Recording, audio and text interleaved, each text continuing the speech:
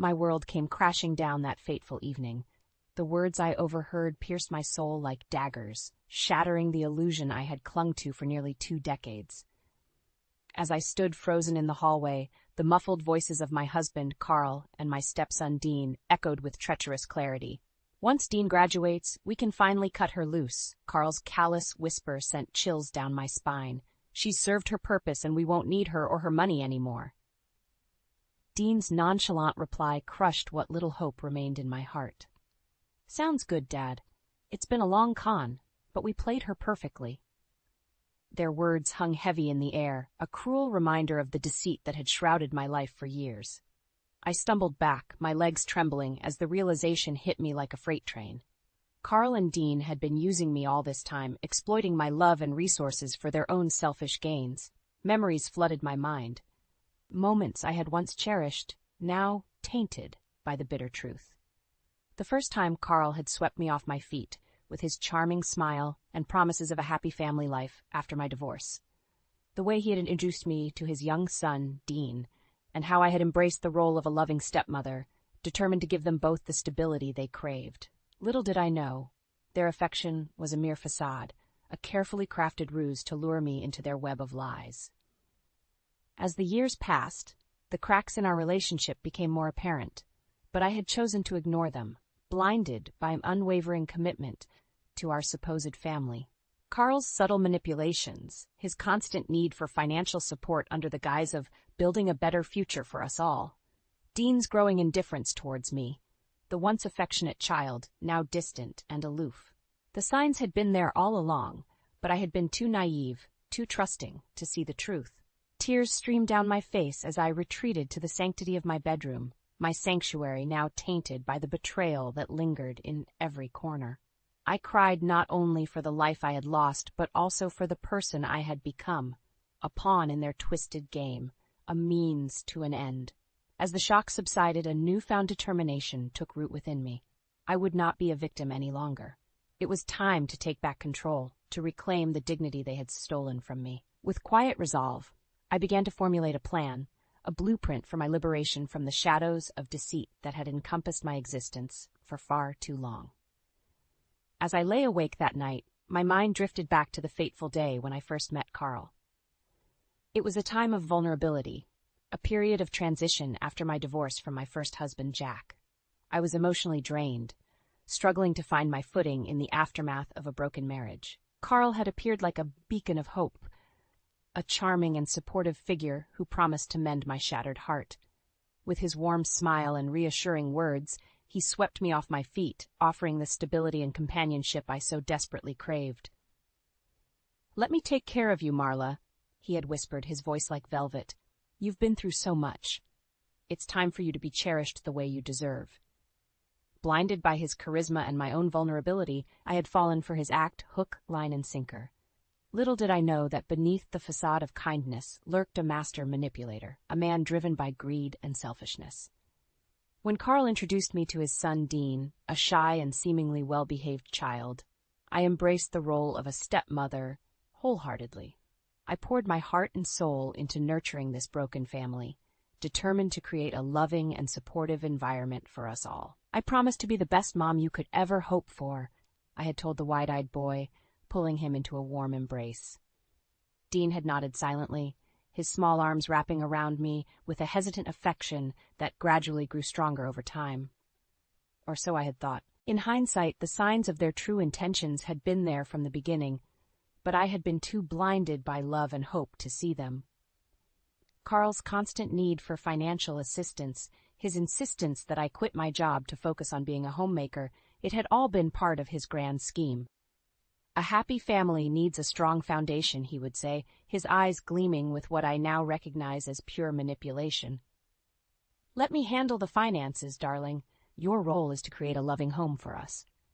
And like a fool, I had fallen for his lies, sacrificing my career and independence to cater to his every whim.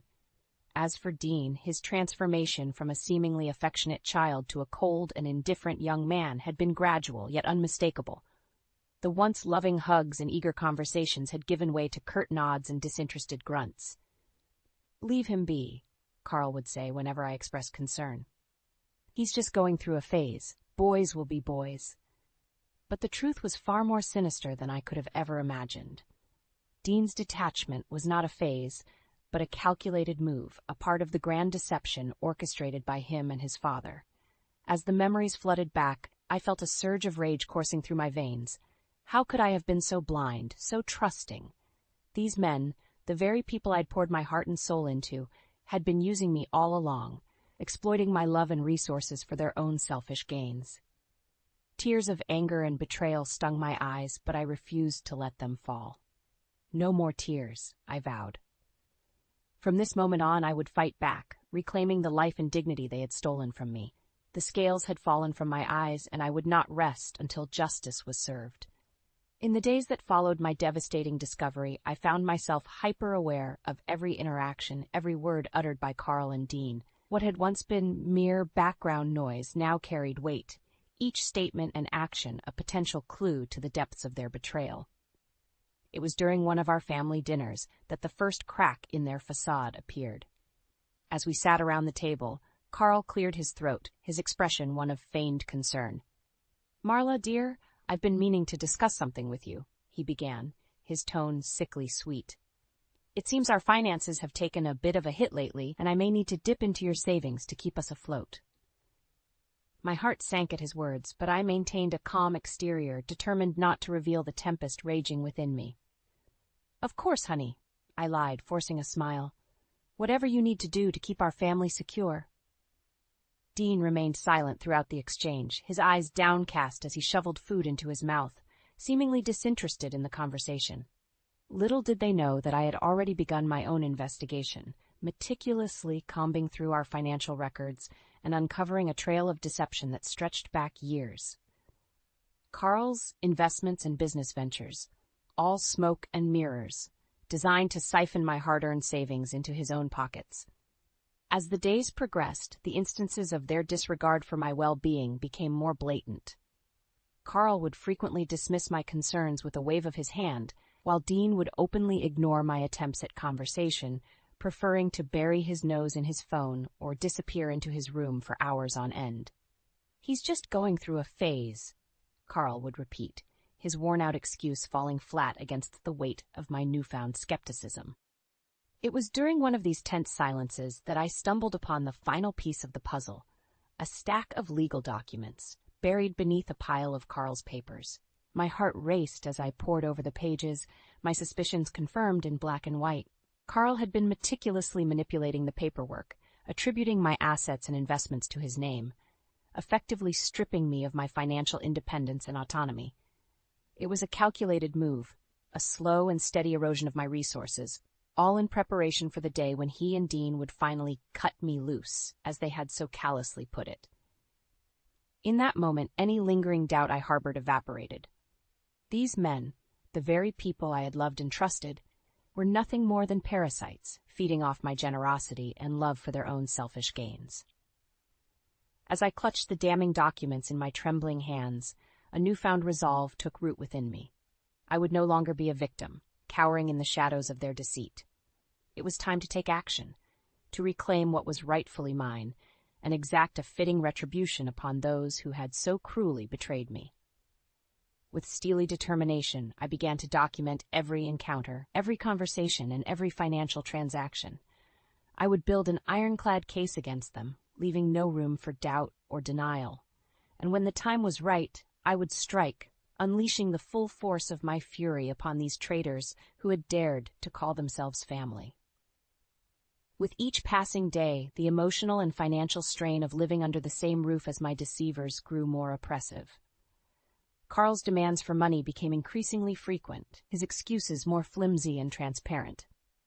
"Business has been slow, sweetheart," he would say, his hand resting on my shoulder in a mockery of affection. "I need to dip into our savings again to keep things afloat." I would nod silently, my jaw clenched, as I watched him siphon away my hard-earned nest egg, feeding his insatiable greed with callous disregard for the future I had envisioned for myself. Dean, for his part, remained aloof and indifferent, his nose perpetually buried in his phone or his attention focused on his studies.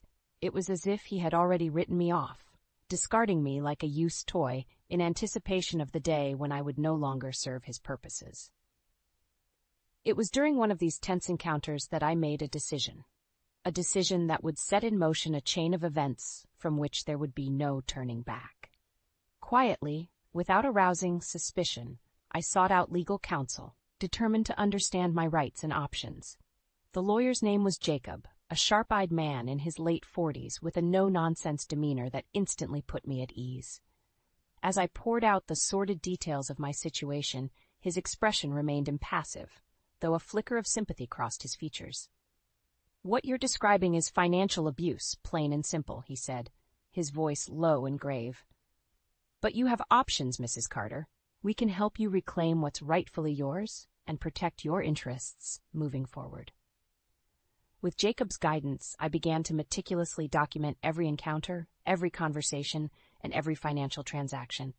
I installed hidden cameras and voice recorders, capturing the evidence I needed to build an ironclad case against Carl and Dean.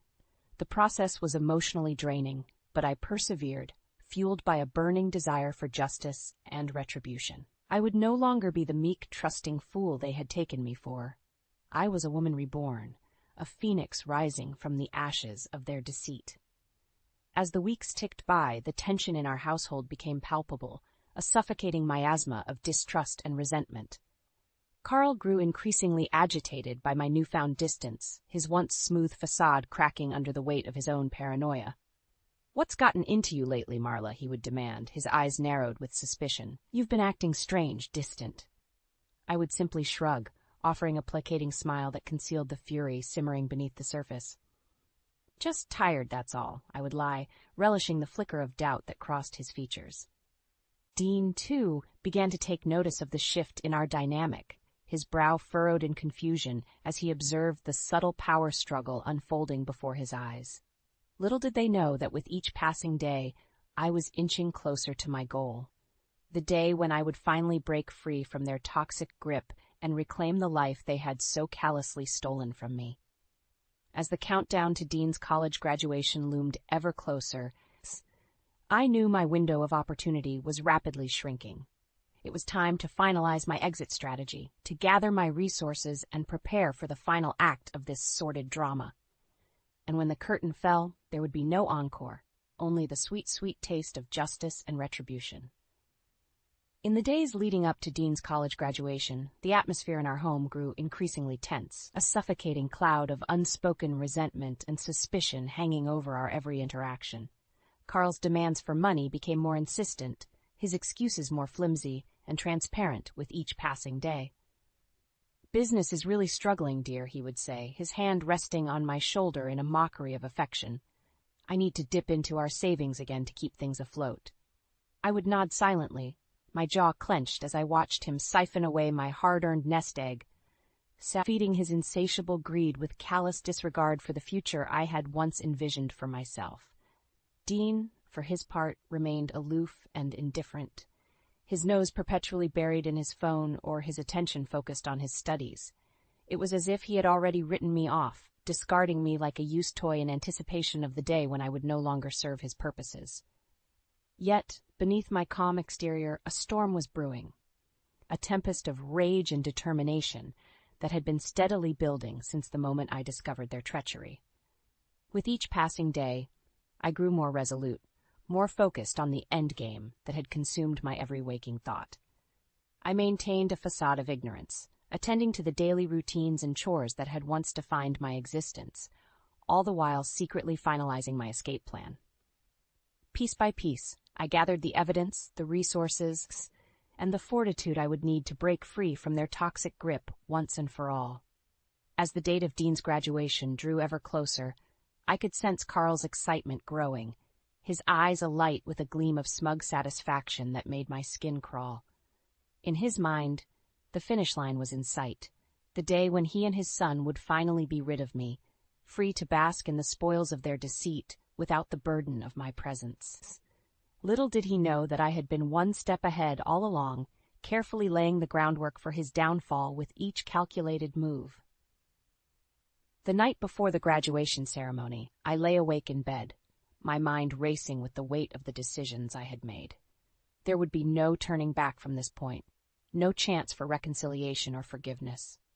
I was about to burn bridges that had once been the foundation of my life, severing ties with the men who had so callously betrayed me. Yet as I gazed at Carl's sleeping form beside me, I felt no regret, no pangs of sentimentality or nostalgia.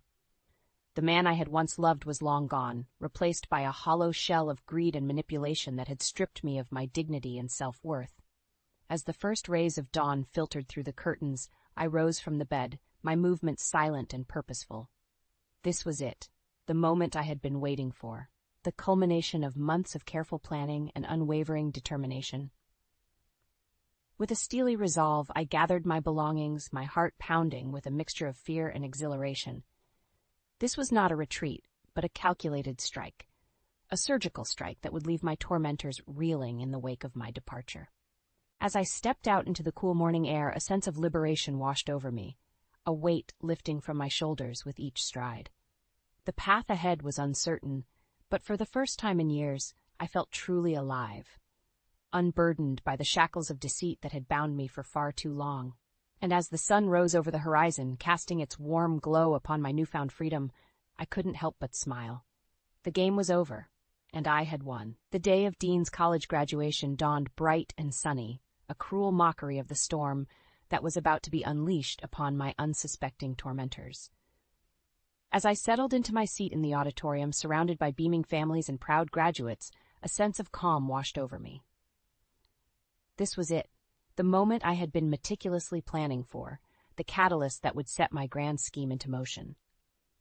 Carl and Dean were oblivious to my presence, their attention focused solely on the stage as the ceremony commenced. I watched them from afar, taking note of their smug expressions, their casual disregard for the woman they had so callously used and discarded. As the graduates' names were called one by one, a hush fell over the crowd, punctuated by thunderous applause and cheers. When Dean's name was announced, Carl leapt to his feet, whooping and hollering like a man possessed, his arms raised in triumph. It was a sickening display, one that only served to further solidify my resolve. These men, these parasites who had leached off my love and resources for years, would soon learn the true meaning of consequence. As the ceremony drew to a close and the graduates filed out, I remained rooted in my seat, my heart pounding with a mixture of anticipation and adrenaline. Carl and Dean made their way towards the exit, deep in conversation, their faces alight with smug satisfaction. It was then that I made my move. Rising from my seat, I approached them with a purposeful stride, my expression one of steely determination. Carl's brow furrowed as he caught sight of me, his mouth opening to speak, but I cut him off with a sharp gesture. "Don't bother," I said, my voice low and unwavering. "I know everything, Carl, every lie, every manipulation, every scheme you and your son have concocted to bleed me dry." Dean's face paled, his eyes widening in shock as the realization of my words sank in. Carl, ever the practiced liar, attempted to brush off my accusation with a dismissive chuckle. "Marla, darling, what on earth are you talking about?" he began, but I silenced him with a withering glare. "Save it," I spat, reaching into my purse and retrieving a thick envelope. "I have all the evidence right here. Bank statements, audio recordings, legal documents. You've been playing me for a fool for years, and it ends today." Carl's face contorted with rage, his mask of affability crumbling as he lunged towards me. "You stupid bye. I wouldn't finish that sentence if I were you," a deep voice rumbled from behind me.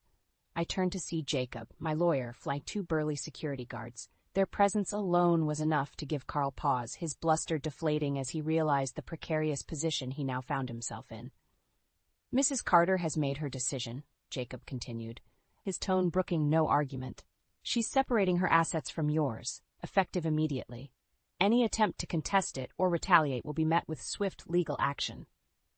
Carl opened his mouth to protest, but the words died on his lips as he took in the severity of the situation.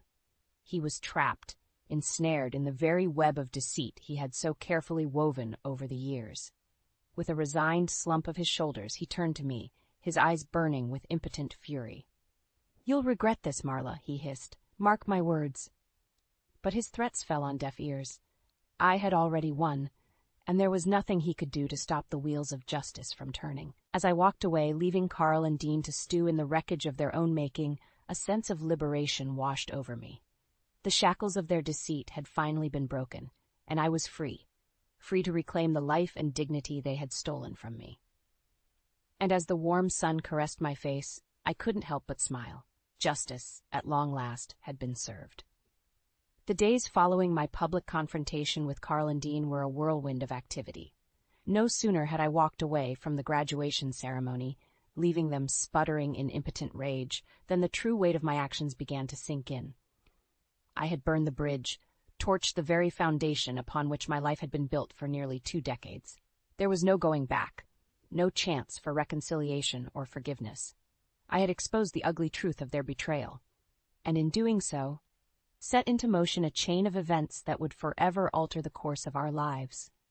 It was late that evening when my phone rang, the familiar number flashing on the screen like a harbinger of the storm to come.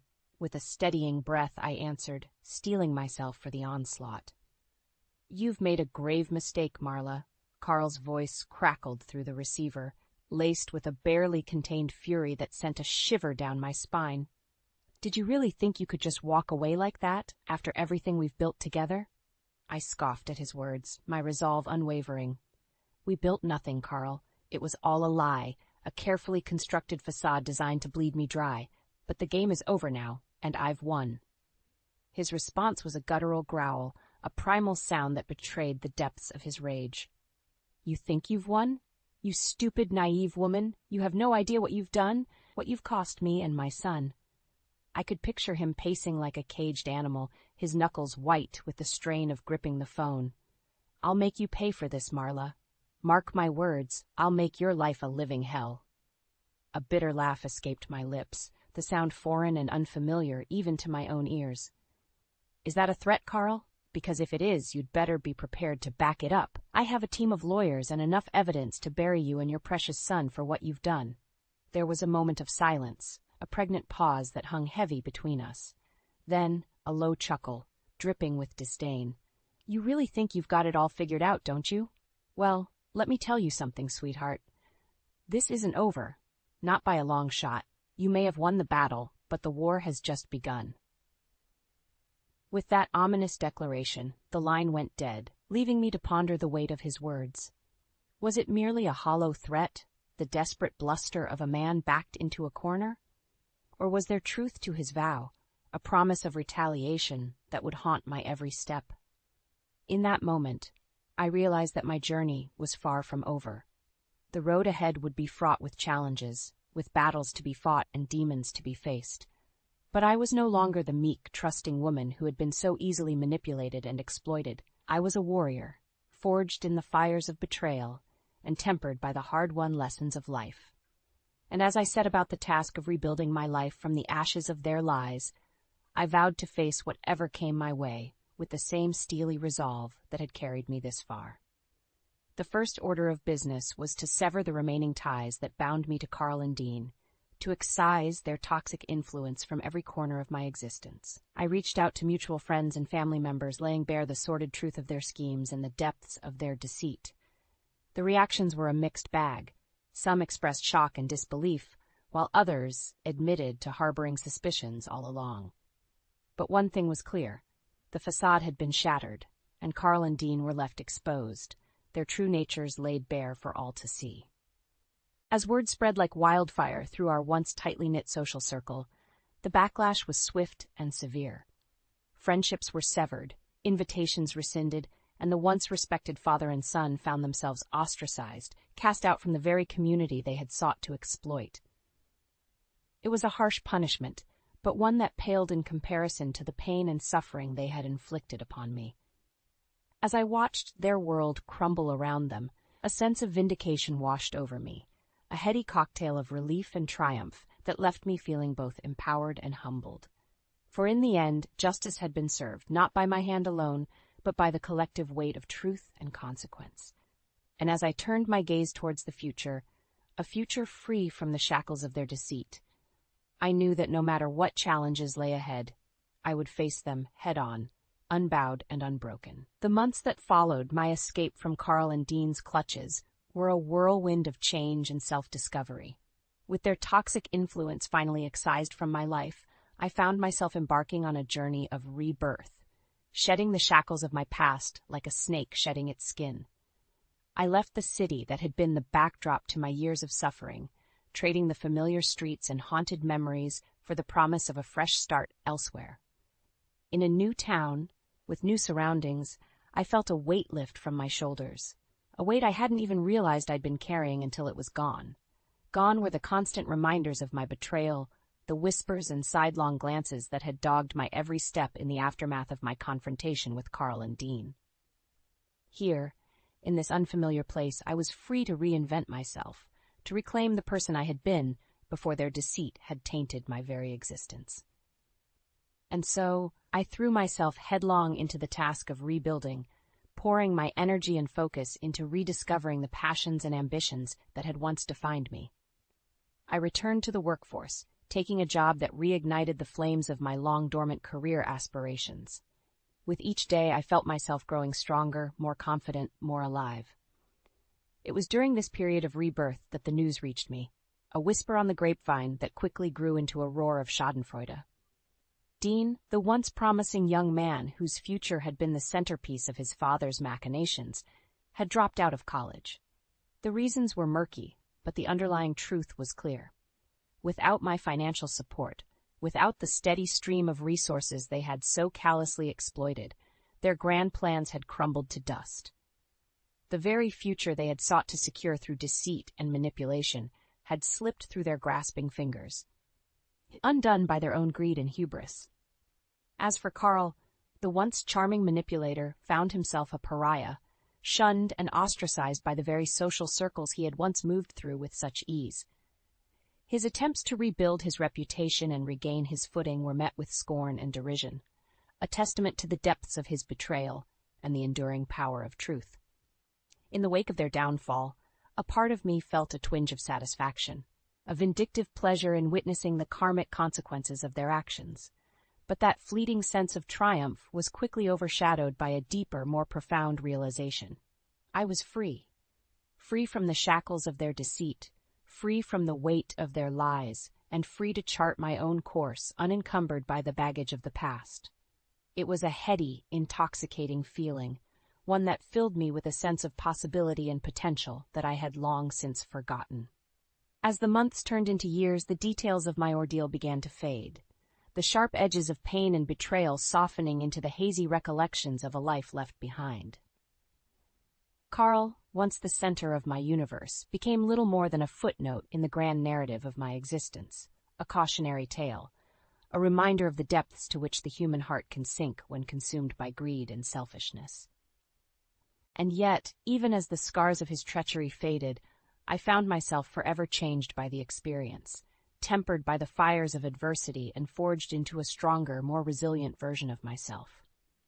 The woman who had once been so easily manipulated and exploited was gone, replaced by a warrior, a survivor who had stared into the abyss of deceit and emerged victorious, her dignity and self-worth intact.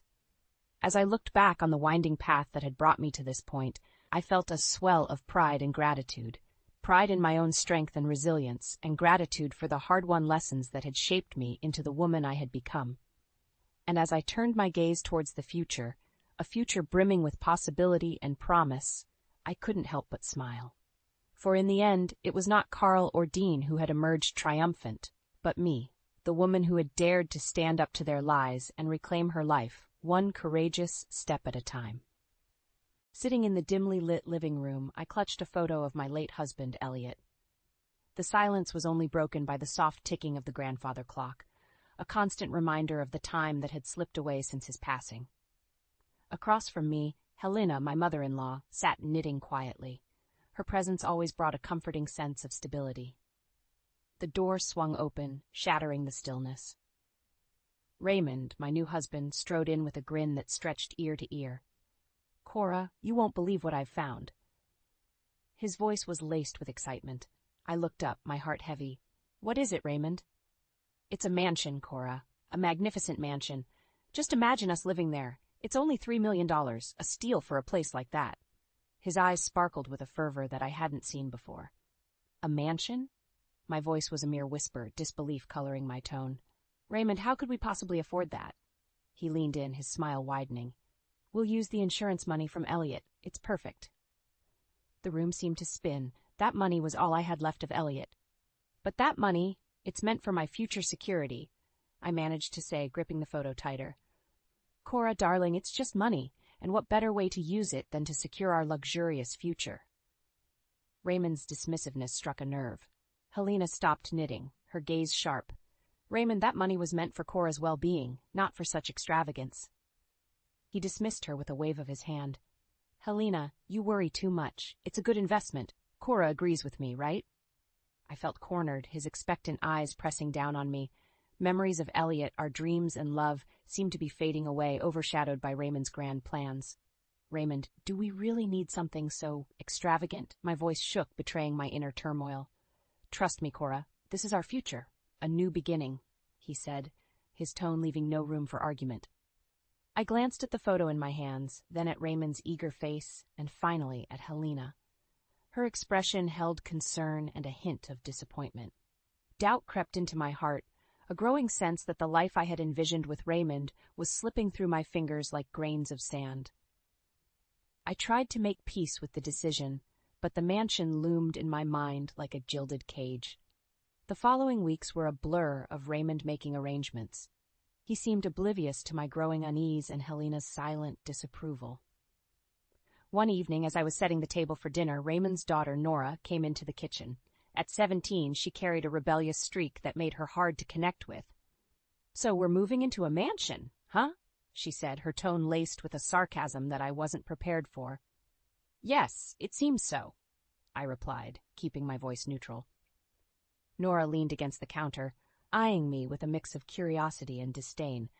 Must be nice, stepping up in the world thanks to someone else's money. Her words stung, and I struggled to maintain my composure. Nora, it's not like that. It's complicated. Sure, whatever you say, Cora, she dismissed, grabbing an apple and leaving the room as abruptly as she had entered. That night, Raymond was unusually quiet at dinner. Helena barely spoke, her disapproval of the situation hanging heavily in the air.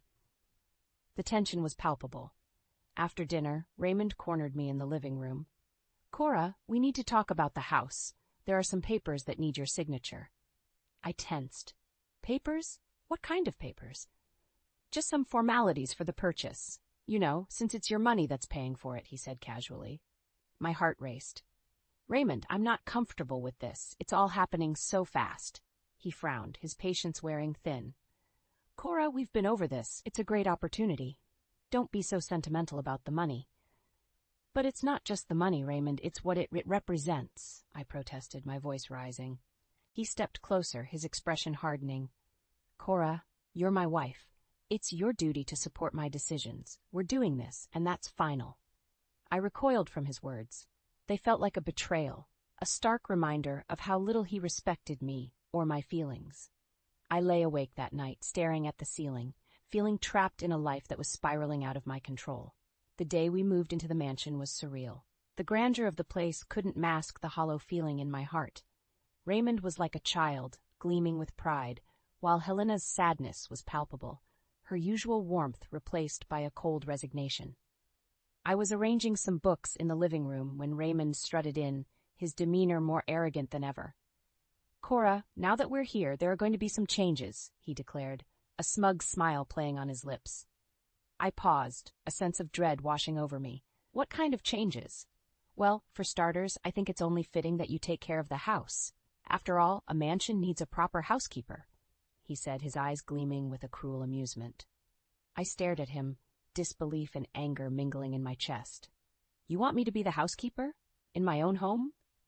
He laughed, a cold, heartless sound. Your home? No, Cora, this is my house. You're just living in it. And as for being a housekeeper, well, it's not like you have much else to do. I felt a surge of anger. Raymond, I am your wife, not your servant. His expression turned icy. You're whatever I say you are. And right now, I say you're the housekeeper. You should be grateful I'm even allowing you to stay here. Helena, having overheard the conversation, entered the room, her expression a mixture of fury and disbelief.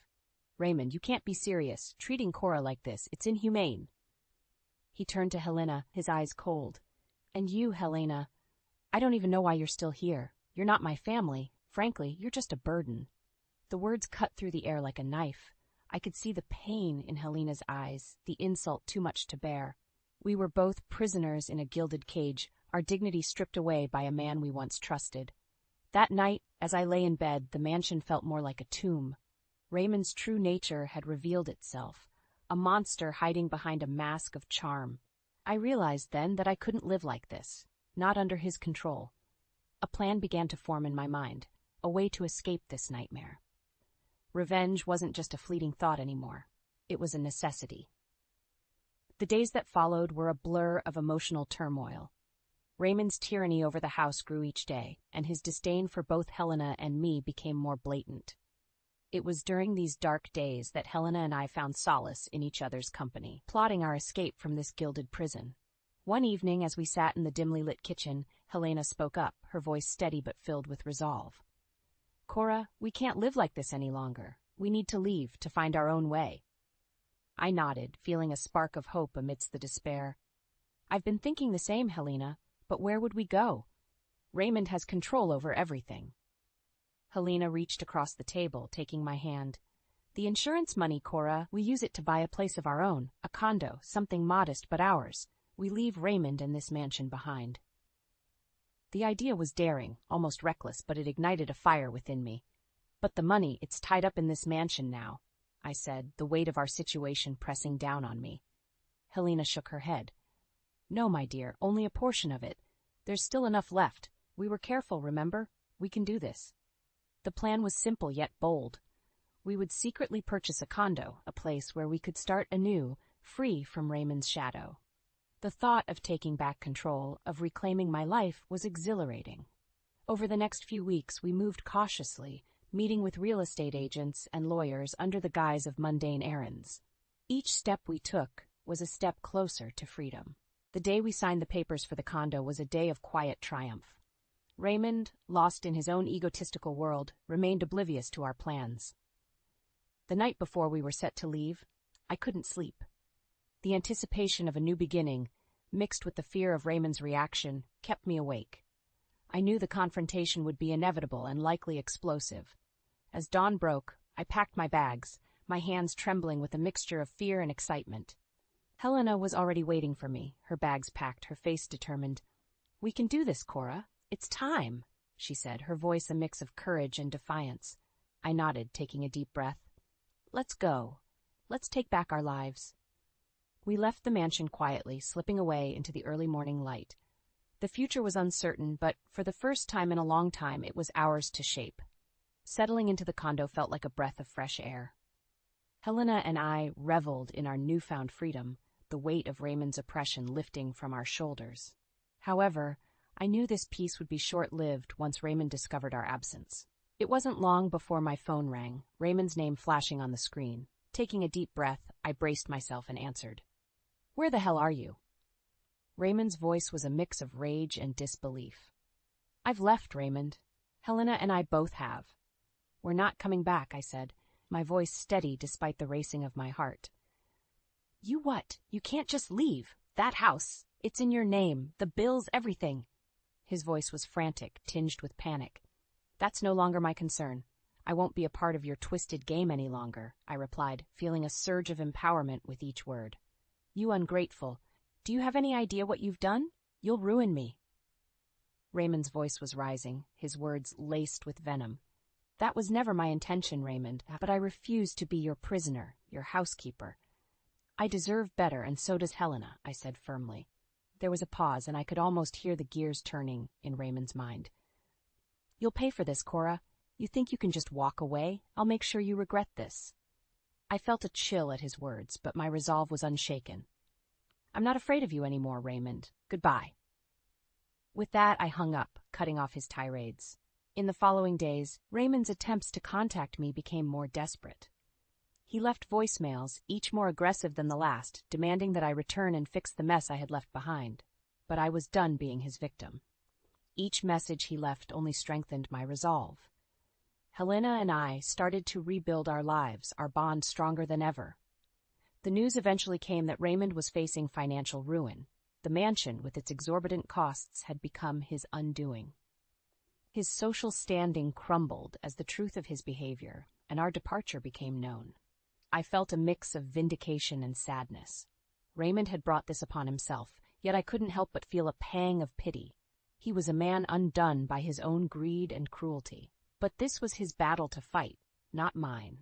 Helena and I had chosen a different path, one of freedom and dignity. We had escaped the shadow of the mansion, and in its place, we found light. Life in the condo with Helena was serene, a stark contrast to the turmoil we had left behind. Our days were filled with small joys and newfound freedoms. Yet, the shadow of Raymond still lingered in the back of my mind, an uncomfortable reminder of the past. One evening, as Helena and I enjoyed coffee in our cozy living room, my phone rang. Seeing Raymond's name on the screen again made my heart sink. "Hello, Raymond," I said, steeling myself for another barrage of insults. "Cora, please, you have to help me." Raymond's voice was different this time, tinged with desperation. "Help you? Raymond, after everything, why would I ever—" I started, but he cut me off. "The mansion, it's falling apart. I can't afford the upkeep, the taxes. I'm drowning here. I need you to come back. We can start over," he pleaded. Start over? The audacity of his request left me speechless. The man who had tried to reduce me to a housekeeper now wanted salvation from me. "Raymond, I'm not coming back. You made your bed, now lie in it," I said firmly. "But Cora, I'm nothing without you. You don't understand the mess I'm in. Please." His voice cracked, a far cry from the domineering man I once knew. "Raymond, you chose this path. You chose to treat me and Helena like we were disposable. You can't expect me to fix the consequences of your actions," I replied, my voice unwavering. There was a heavy silence on the line before Raymond spoke again, his voice barely a whisper. "I'm sorry, Cora. I never meant for things to go this far. I miss you." His words, laden with regret, might have once moved me, but now they only served as a reminder of the pain he had caused. "Goodbye, Raymond," I said, hanging up the phone. Helena, who had been listening, reached over and squeezed my hand. "You did the right thing, Cora. We have each other, and that's all we need." As I looked around our modest condo, I realized she was right. We had escaped Raymond's clutches and found something far more valuable: peace, independence, and a bond that no amount of money could buy. Raymond's downfall was of his own making, a result of his greed and cruelty. It was a harsh lesson in karma, one that he would have to learn on his own. Helena and I turned our gaze towards the future, one filled with hope and free from the shadows of the past. We had each other, and that was more than enough.